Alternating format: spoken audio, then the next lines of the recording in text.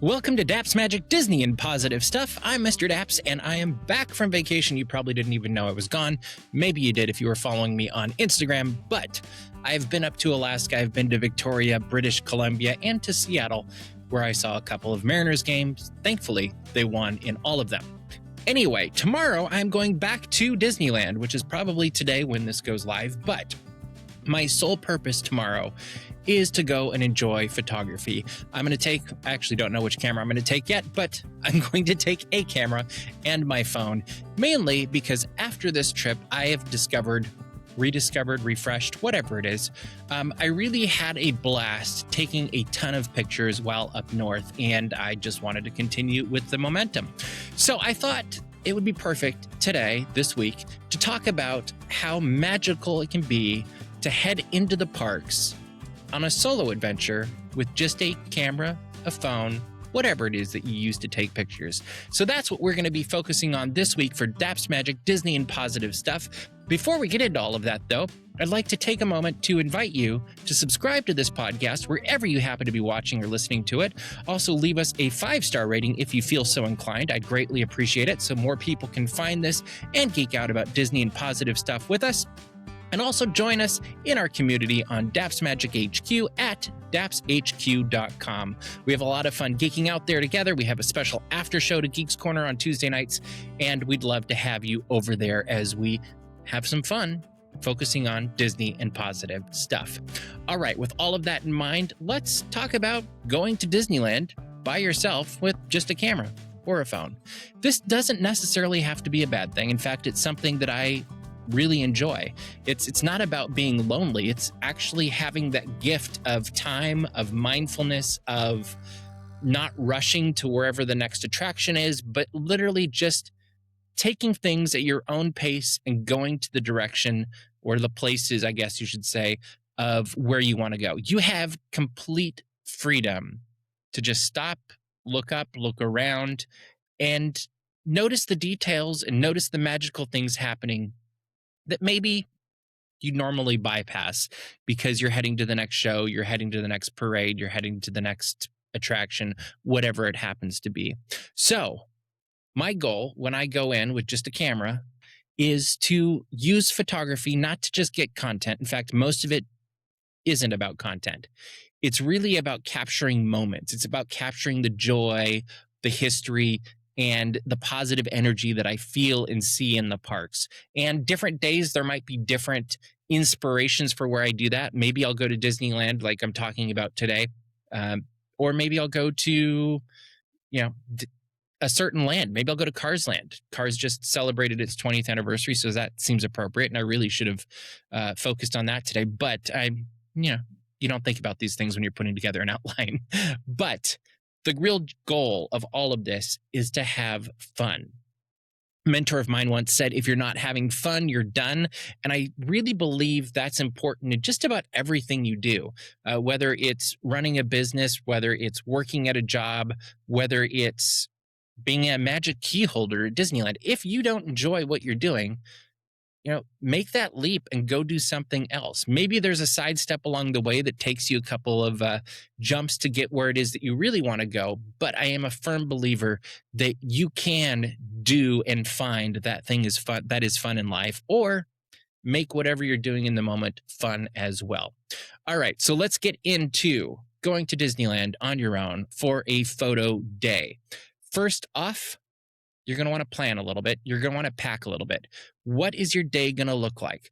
Obviously, you're going to be at Disneyland all day, so you're going to want to be comfortable.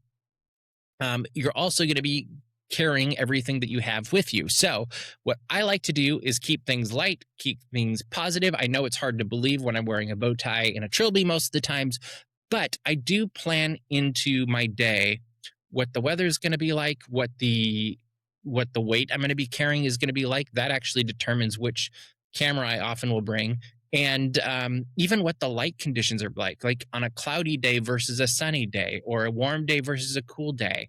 Or am I going to stay in one land versus walking through both parks? Or maybe it's a Walt Disney World day or Tokyo Disney, if If I'm walking more, that's going to determine the shoes I wear. So think these things through ahead of time. Think how many layers are you going to have to wear? How many pockets are you going to have? Those kinds of things are very important. Do you want to carry a backpack, or do you want to just be able to kind of be flexible and not have to worry about carrying something and putting it down and picking it back up, or if you're going on attractions, putting it under the seat, whatever it is. So keep all of those things in mind first. I know it's not glamorous. I know it's not the most exciting thing in the world, but it will make the rest of your day at Disneyland a whole lot more enjoyable. The more exciting part to choose with all of this is, what are you going to shoot on? It's picking your gear. You've got lots of options. Maybe you don't have a camera yet. You're going to get one. Maybe you do have cameras, and you can choose from what camera you like. And maybe your friend has a camera that you can borrow. I don't know. But what size camera do you want? Do you want to use a big one? Like I carry, it's not the biggest one in the world, but generally my camera is a Canon R6, and I use a 25 to 105 or 24 to 105 lens. And that's kind of my go-to travel carry generic, like that's what I carry. That's my normal go-to camera. But it can get heavy if it's a long day in the park. It can get heavy if I'm doing multiple days. And so I have an Olympus, a little OM series camera that's, yay big and a little bit smaller and easier to carry and lighter. And I don't have to, it takes up less space, but I can and fit it in my pocket sometimes. But I don't have to think about carrying it all day, about, the space it's going to take, just whatever, the weight. The big camera takes the better pictures. The middle camera takes decent pictures. Maybe I'll take the G7X, which is my Canon little point and shoot. It's great. Like you can get good pictures off of any camera. And I know people say that all the time, but it's true for one. And the difference becomes nuanced as you're playing with different cameras, and it comes with different light options and settings, and really it comes down to what you can do in different scenarios. I guess that's the best way to put it. There's things I can do on the R6 that I can't do on the G7X. However, if I don't want to think about it and I just want to point, get my picture and shoot, G7X is awesome. That's also one of the reasons I enjoy the Olympus, is it's kind of right in the middle between the two. So I have some of the control, but I also don't have all of the weight that comes with the control of the R6. The other option is, and I use this all the time, use your phone. Like the phone is a great way to take pictures in the parks. It's also not as heavy. You can put it in your pocket. It's very versatile. It really comes down to pick what you want, pick what you have, and pick what you will enjoy. And I know this sounds dumb and simplistic in some level, but it really does come down to that. It should be fun. It should be joyful. It should be something that makes you smile during the process and then afterwards when you go back and look at your pictures. And recognize you may not have the biggest camera today, but that doesn't mean you won't have it tomorrow. Like I started borrowing my friend's Nikon, and I was like, oh, this is actually really fun. So then I got a Canon entry Rebel something. I don't remember which one it was now, but I started with a friend's Nikon, got a Canon DSLR, and now I'm at a mirrorless camera several cameras later. And there's levels I could go so much higher. There's also levels I could go that were so much lower. And the thing I've discovered through all of this process is I can have fun with just about any camera. Can I shoot in every condition? No, but that's okay, because we're going to Disneyland. It's about having fun. And as you have more fun and as you develop skills and as you practice more, then maybe make a bigger investment in a camera. It's up to you. I personally, when I'm coming up with what I'm taking into the park, I will almost always avoid taking in a tripod. I just think it's extra weight, it's clunky, it's heavy. Sometimes it gets questions by security. I always make sure that I'm within the rules, and I will literally check every time I go to Disneyland to make sure they haven't changed the tripod rules, because my tripod does fit within those rules. But there's other ways that you can have that steady place to take pictures if you do want to do something that you really do need the stability. There's garbage cans, there's flat spaces that are, those cement pillars or whatever they are that have sometimes they're light posts, sometimes they're fences, whatever. There's even little park stabilizers or gorilla tripods that work as well. In general, I don't use any of them. I like to just go as light as I possibly can and be as flexible as I possibly can. Just because I think it allows me to move around quicker. It allows me to get some more candid shots, which tend to be a lot of fun, especially when you're shooting shows or parades or even moments in like, with characters. Maybe it's Alice and the Hatter running around, or maybe it's Darth Vader going through Batuu now. Like there's so many different options when you can be flexible versus I think if you're really looking at the stability factor and you're wanting to set that up at that level, you're probably looking at more like landscape stuff or architecture stuff. And I think you can do that during the day at least. And this really is more about during the day. I think you can do that just as well handheld. If we're doing night photography, which we might do on another episode, completely different ballpark and completely different games and sets of rules. But we might get into that another time. I don't know. We'll see. Let me know what you think if you'd like to hear that. Another thing to make sure you absolutely do not forget when it comes to putting your gear together is batteries and SD cards. Make sure that you have SD cards for your camera or space on your phone, and make sure that you have at least one battery. I like to have 2 or 3 extra batteries or chargers for the phone, just to make sure that as you go throughout your day, you don't end up wishing you'd brought another battery because something great's happening and you've already used it all up.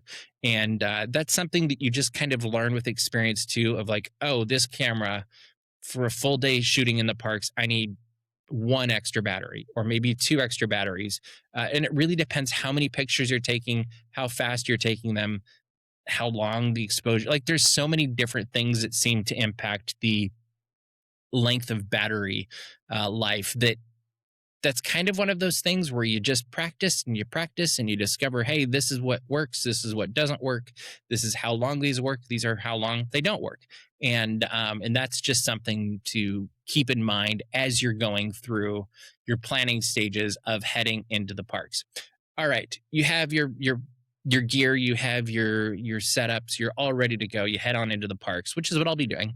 And then you really need to start thinking about the fundamentals of photography. And we're not going to get into all of these because you could spend days, if not years, going into how to take the perfect picture from a technical standpoint. But what I would say to do is start practicing how to master lighting conditions. There's so many pictures through the years, and this is generally what I did. It might not be the same for everybody, but I would overexpose the pictures. I'd take a picture and maybe it's a parade and I would focus on the performer in front of me or the float or whatever. And that part looked decent and everything else was blown out. Maybe it was during, early afternoon and it was, I don't remember which parade now. Soundsational. Let's say it was Mickey's Soundsational Parade. It might have even been before that. But what would happen is I get decent here, but everything else looked terrible. And one of the things that you start realizing is you really want to make sure that you're compensating for the brightest part in the photo so that it's not blown out and it doesn't look just white or kind of unappealing. It doesn't have that welcoming warmth feel that you can have if you compensate for it. So if you're on your phone or in your camera, really like focus in or accommodate for the light so that it doesn't blow out everything else, particularly the sky. It is always easier to recover the shadows than it is to try to fix a overexposed light or an overexposed lighter color on a float or a castle or an attraction. And if you're shooting in RAW, this is even more true. There's a lot of forgiveness if you go a little dark versus if you go a little bit of light, like overexposed, there's less forgiveness, at least in my experience. If you're shooting directly into the sun and this is what you're stuck with for whatever reason, you don't necessarily have to fight it. Use it as a silhouette opportunity. Go artistic instead. One of the fun things about photography is if you can't, if you can't beat them, join them. But if you can't overcome it, embrace it and come up with a way to be creative with it. Maybe it's making it a silhouette. Maybe it's playing with the shadow. Maybe it's finding that unique perspective that isn't the one normally that you would go for, but it is what you can do. And sometimes that leads to the pictures that are more exciting than you could ever realize. One of the things I've discovered on my trips to Alaska is I generally don't bring a zoom lens for these things. And because of that, when things happen far away, Alaska's huge. Like there'll be 100-foot boat that's across from you and it looks like the little tiniest of thing. And those are the moments where I'm like, oh, I really wish I had a zoom lens, because then I could zoom in and show the scale and play with this and whatever. And I just don't when I'm there. I took 24 to 105. And so what I do instead is I'm like, well, can't get that. So we'll go with this and we'll show how small it is in a different way. And we'll make the focus on the big picture with the boat. And I'm thinking of a particularly one as Saner that was in the inside passage, but we'll make that a piece of the picture as opposed to the center point of the picture. And honestly, I think it led to probably a prettier picture because as a fishing boat that was rusty and probably older than me, it might not have been the prettiest thing in the world, but the challenge of the moment led to a picture that I really enjoy and I might actually end up framing. And if you want to see it, you can head on over to my Instagram that's for travel called Mr. Daps Travels. And it's just at Mr. Daps Travels. Very easy to find. But, play with it, use the challenges to your advantage or find the unexpected advantage that comes out of these challenges, because that challenge can lead to creative choices that you wouldn't normally make if you had that super zoom or, more expensive piece of equipment. All right. There's also some other things you can be thinking about as you're moving in to the parks, you're heading in Main Street, whatever it is. Start thinking about the different ways you can frame your photos. There's the rule of thirds you hear about all the time. If you're on your phone, you can turn the grid on. I believe some cameras will let you do that as well. I think I have it on mine. I kind of just do it instinctively now, but you can turn on the 3x3 grid on your phone, and then you start playing with where you place the central figure of your photo. So pretty normally we shoot, just as I kind of am here, straight into the camera. We put our central figure in the center of the photo. But with the rule of thirds, what you start playing with is like, oh, well, what if I moved over here and put the central figure into the third or a third of the shot? And so in this case, like I'm doing right now, uncomfortably a little bit, but you've moved the central figure over to the side a little bit, and it just creates a little bit different of a feel to the photo. It feels a little more polished sometimes, depending on how it is. It can make a more professional look. It can also open up the scene. Whereas like this is what you got. Like your eyes are just going to go here. But if you move the center figure over to the third, then you can kind of see what's going on around them. And there can be a story told maybe more. And it can draw you in a different way. And hopefully stimulate the imagination and the creativity as they're looking at the photo, whether it's you looking at the photo again later or, somebody else looking at the photo that you've shared. But it just creates a more dynamic photo that I think is kind of fun. Does it work every time? No. Do I take pictures with the rule of thirds that I'm like, oh, that didn't work? Absolutely. But it's something to play with. It's a tool in that arsenal that you can play with as you're taking photos by yourself in the park. And the great thing is because you're by yourself, you got all the time in the world to be like, oh, that didn't work. Let's do it again. With digital, you're not worried about how many pictures are on your roll of film. Like you can just take them, you can delete them, you can keep them, whatever it is. Just keep going and you're going to have some fun. You can also play with the symmetry for architecture, especially when you're in the parks. Main Street's a great place to do this, or even the castle. Um, you break the rule of thirds, and you really just try to focus on. I'm trying to think of Main Street Cinema is a great place for this. Instead of saying, hey, I'm going to put the Main Street Cinema over on the side, you put it right there in the middle, and you really focus on the symmetry of the architecture. The lines going up, the lines going across, maybe the lines coming in. You can do this of the castle from Christmas Tree Point as well. But you really try to show the symmetry, the movement, the balance, the beauty that's found in the architecture of the different spots in uh, Disneyland that are shown by how the Imagineers and then the builders created these different spots. And as I'm speaking about this, I'm thinking of Main Street is very obvious as a place to play with this. Like you can do it in so many different directions, in so many different buildings on Main Street. The castle's very obvious with this as well. Maybe less obvious is something like New Orleans Square or Tomorrowland. There's some great spots to take pictures of the architecture and see the movement and see the beauty that comes through the creation and the imagination of the people that created these different lands and these different attractions. And it can really be something where if you take your time and you really think about it, it can create a beautiful photo of something that often we just click. And it's looking for those lines, it's looking for the movement that happens in it, like what draws your eye into that center. Like that's kind of where I start often is I'll literally just look through the camera and I'll kind of pan it around, and then when my eyes are drawn to something, if I'm shooting something like this and I'm going for that symmetry and that central focus, which is the exact opposite of what we just talked about, but then I'm really just looking for my eye to be drawn to it. And then I kind of question, like, oh, what's drawing my eye into this thing? And then I kind of frame it in centered and see what it plays. Does it always work? No. Does it often work? Yes. And do I get better pictures the more I take? Absolutely, because that's just how this thing works. You can also play with depth, which is very fun.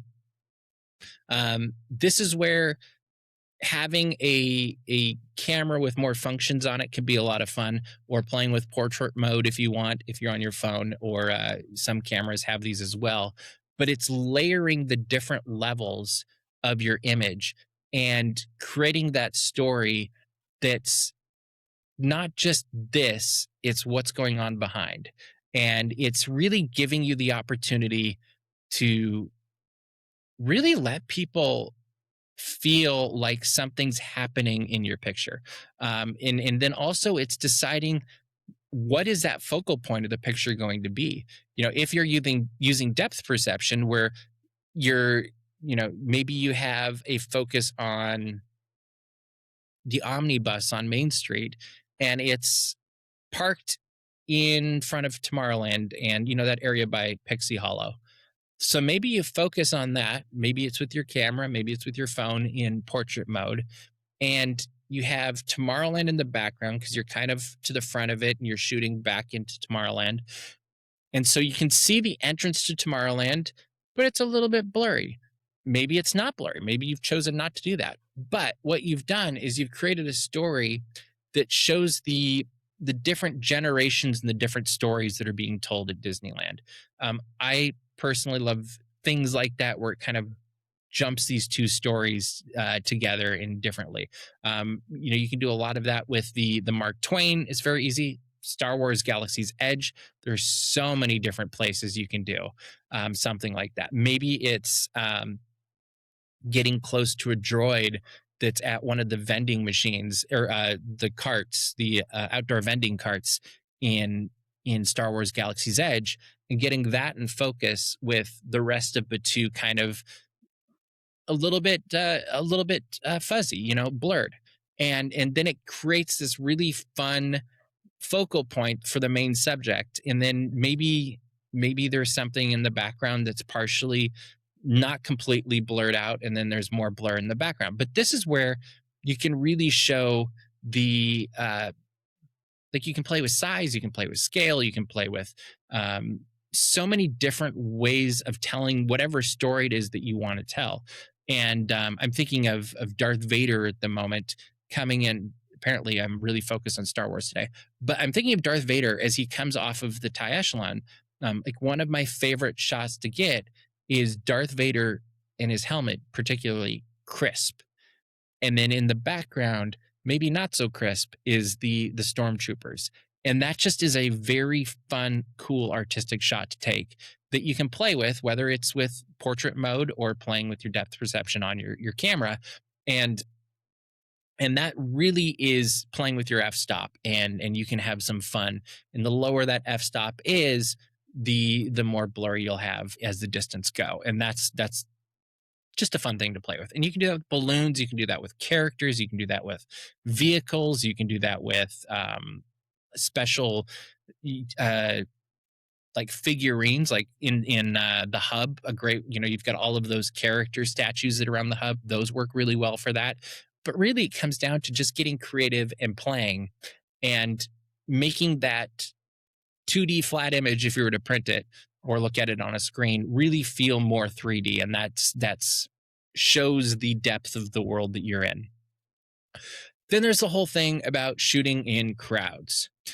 There's ways to get around this, or you just kind of go, okay. Like you could use a telephoto lens or zoom in with your phone to really crop out things and to compress a scene and to really dial it in.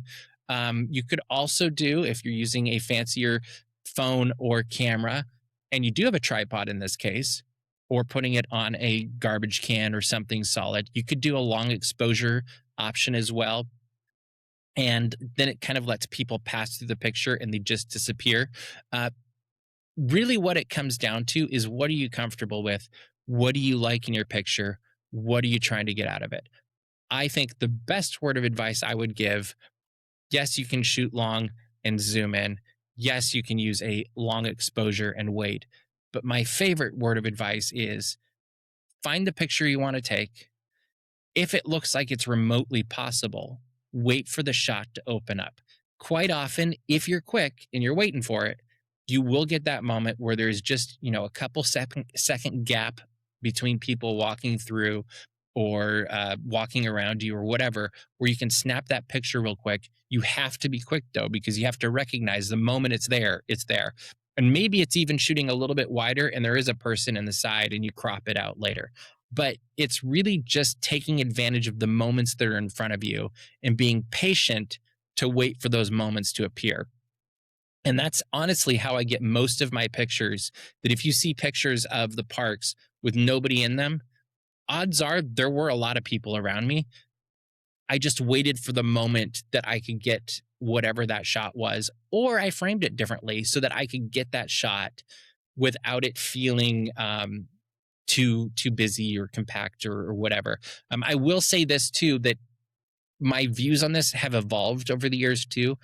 Since we've started PhotoNix, the other podcast where we look at Disney history through photos or historical photos, I definitely have come to appreciate showing off what's happening in the parks, whether it's the fashion of the year, it's showing what people are like when they're going to the park in 2026 in this case.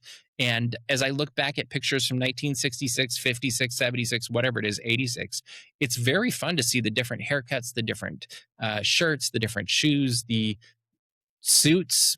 Like I would not be the only one in a suit if I were going in the 50s. Like fantastic. It's a lot of fun. Yes, be aware of privacy and all of that stuff. But if you're shooting them for you, shoot for you. Like get those shots that you really want to do. There's different times of day to take into consideration when you want to shoot. One of my favorite times of day to shoot when I'm going into the parks is the morning. There's something special about the morning. I love the morning light. I love the energy in the park in the morning. It's not something I do very often, but there's something very magical about it. There's the excitement in the air as these often young families are coming into the parks and streaming in there and racing off to their first attractions.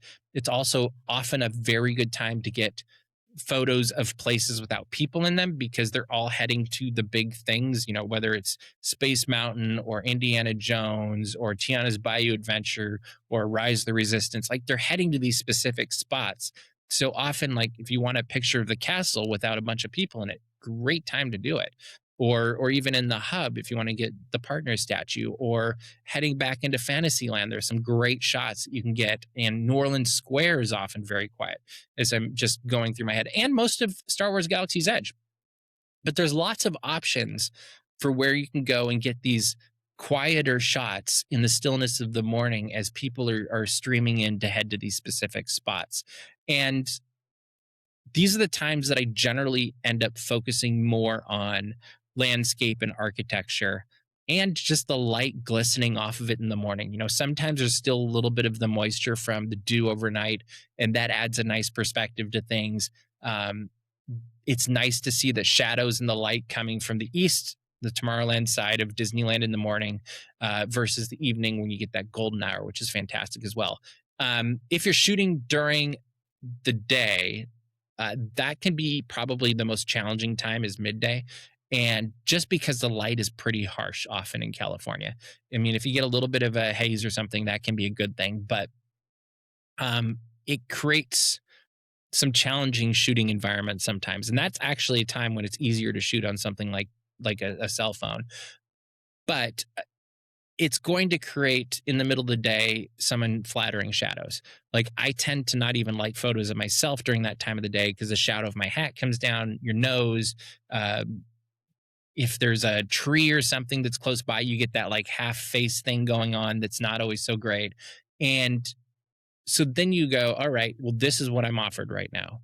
How can I come up with some creative and fun photos in the moment anyway? That's where you start looking for places that are covered, whether they're in shade. Go under the Millennium Falcon. You're going to find Han and Leia, and maybe Luke, maybe R2D2. Maybe you go and see Bluey's Best Day Ever over in Fantasyland Theater during the more complicated to shoot parts of the day. Or maybe you start playing with where the sun is. Can you get the sun behind your subject a little bit more so the shadow and the light is more steady as opposed to fighting it and trying to figure that out? Probably a great time if you can get it in the right place for silhouette shots.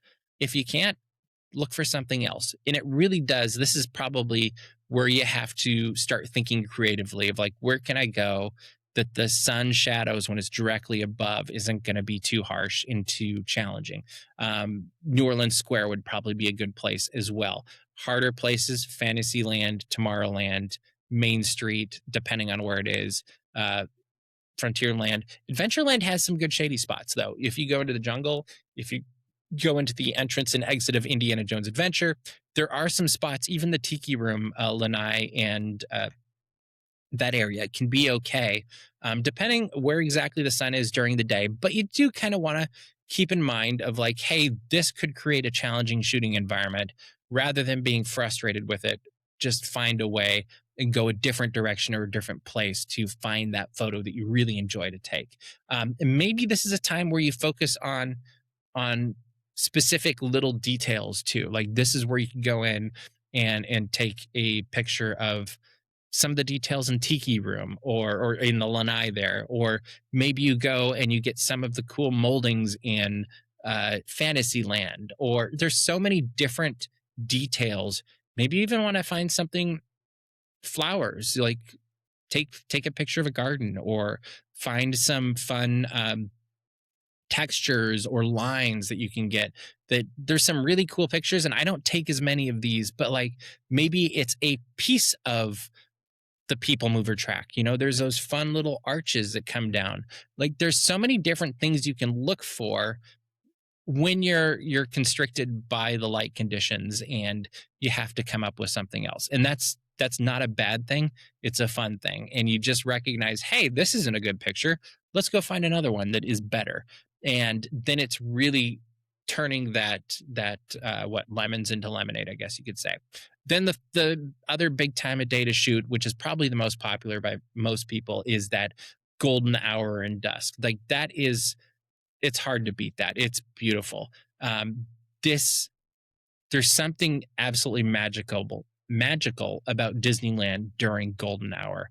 It's a beautiful moment to take pictures of Sleeping Beauty Castle, especially if you're getting a really gorgeous sunset, which we get a few of here. Or maybe you want to get that warm light against one of the mountains. I guess we don't have as many as we used to, but Big Thunder Mountain is a great place that time of day. It kind of makes that Western vibe. Actually, all of Frontierland during golden hour, the Western vibe seems that much more Western, and it's gorgeous. Um, Galaxy's Edge, fantastic during golden hour. You can go so many different places, and it creates it's that warm gold light that comes through, and it totally changes the vibe of your photos. And that's really where you want to be careful about not overexposing again, because then you lose that warmth, and it becomes just the bright white light, and that doesn't give you the mood that you want during that golden hour, and that warmth and that magic feel. And I'm thinking of the golden elephants in the area above Dumbo, and those can be gorgeous during that time of day. Like, there's just so many different fun places to explore at Disneyland, and see them from a new light, quite literally, when you're looking through the lens of a camera. You're like, oh, I like the feel of Disneyland right now, but can you capture it and then share that feel that you had through your camera? And that's something that's very special and very fun. There's also perspective to take into thought. Keep in mind, there we go. I can speak for real, I promise. There's different perspectives that change the shot, and you don't have to always just do, in fact, I would encourage you not to, just the walk up and shoot.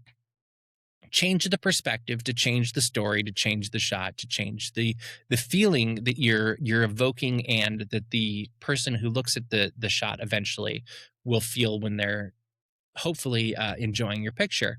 And so there's the low hanging, or low angle, I guess I should say, hero shot, which is where you're getting down low and you're shooting up, and it makes something like the castle feel that much more heroic and towering and powerful, and all of those things. But that can also work for other things. Maybe it's a vehicle, maybe it's a Mark Twain. It works very well with. There's so many different things where, if you get a little uncomfortable and you get a little bit lower to the ground and shoot up, you can get some really cool hero shots. And it really makes these things pop and feel, I don't know, there's almost a grandeur that comes with that when you do it. And it can be a whole lot of fun to play with and to experiment with. And in the perfect world, like when you play with it even further, this works really well in the morning, it seems like, for me. And I wish I had more of these. Is you find a good puddle with the castle behind it, and you do that hero shot, and that's just a lot of fun to play with and to experiment with. And it really is. You just play with it. There's also a more like traditional historical perspective, where you try to capture your approach for the day is, I'm going to capture the history of the park. Whether that's getting special windows on Main Street and making those pretty, thinking of the things we talked about before. Maybe it's the plaques, maybe it's whatever, just different things that really connect with the historical components of the parks.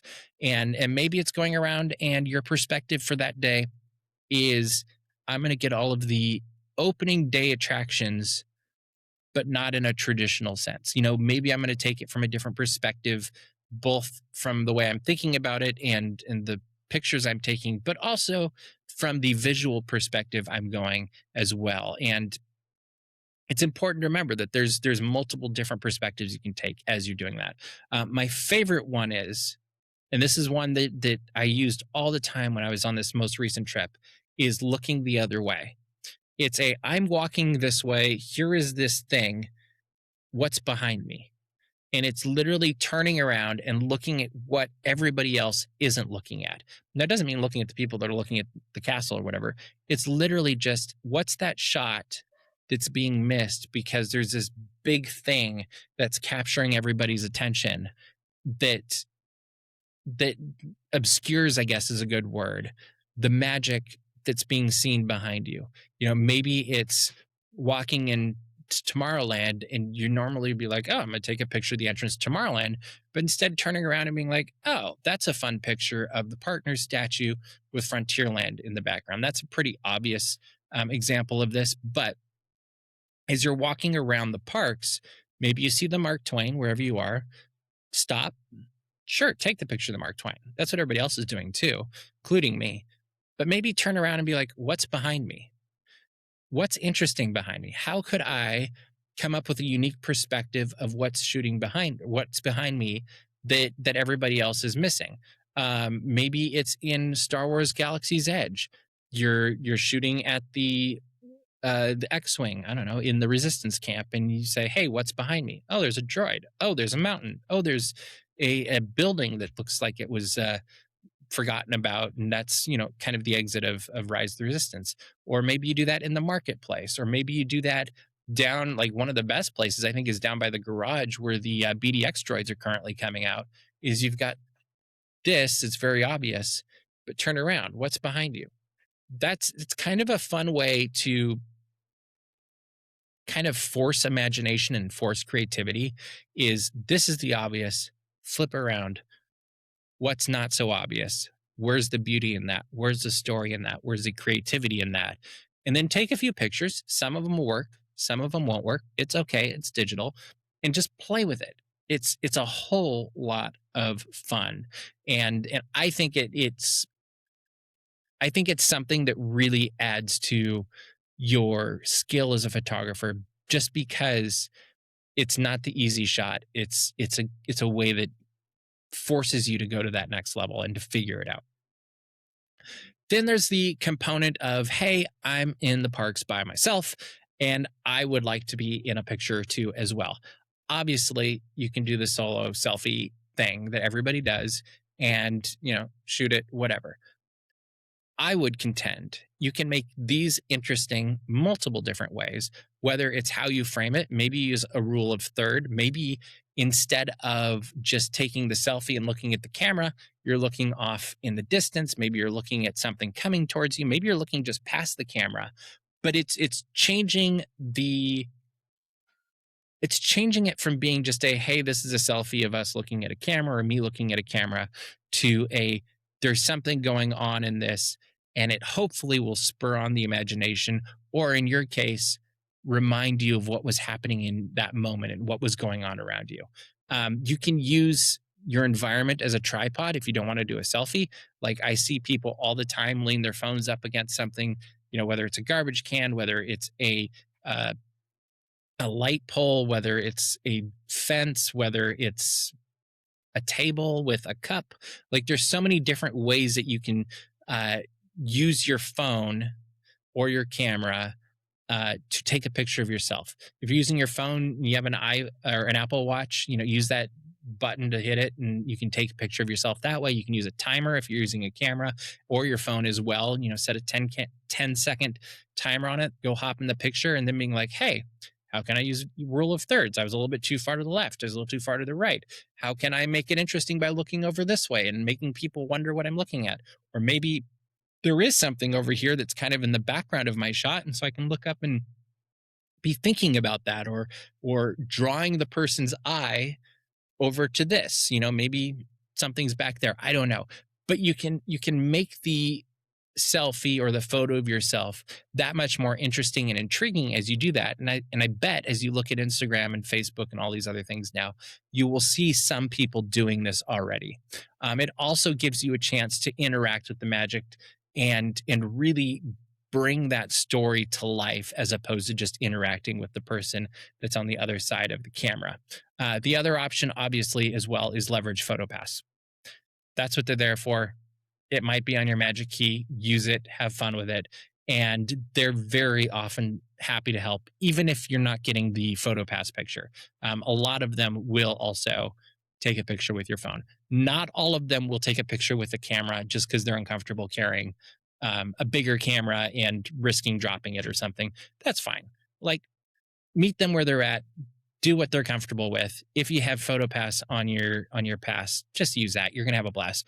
One of our favorite things in Florida is to get the Memory Maker and just go crazy with PhotoPass and have fun with it, because they have fun being creative as photographers, just like you are having fun being creative as a photographer. And that's really what makes I think that whole thing that much more magical, is when they can have fun doing their job, you can have fun taking photos, and really then you can walk away with that memory as well. But the big thing to be thinking about, I think I've gotten enough here now. I've got more, but I'm going to save it for another time, I think, is a solo day at Disneyland with a camera is a lot of fun. It's so relaxing. It can force you to slow down. It can make you, or give you the opportunity, I should say, to appreciate the history that's happening around you, appreciate the magic that's happening around you, the moments that are happening around you, and also just build that imagination up, that memory, that muscle, I guess is a better word, of finding the beauty in these little details that are found throughout the parks. So many people work so hard to imagine these details, to build these details, make them whatever, to paint these details, to maintain these details, to highlight these details, or create these details. Whether it's a character moment or a physical architecture thing, or even a plant, whatever.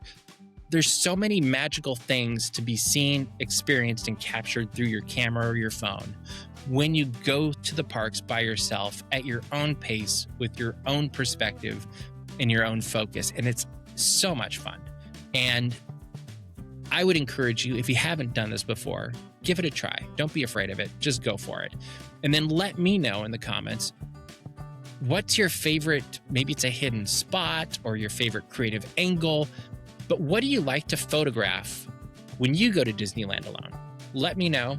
Give me some tips, give me some ideas, things I might have missed, because I am trying to take this huge thing and dial it down into a kind of photographing by yourself 101. Hopefully I did okay. But let me know. Would love to see your photos. Share them with on social media. Head on over to dapshq.com and share with them there as well. Or just tag me on social media. I'll find it. That'd be great. Or go over to Facebook also. But I hope you have as much fun exploring photography, developing that muscle of creativity, and really getting to experience the park from new perspectives as you go to Disneyland on your own with just your camera for a friend.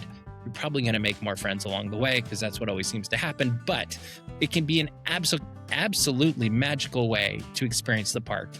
I know I love it. I hope you do too, and I hope to hear from you.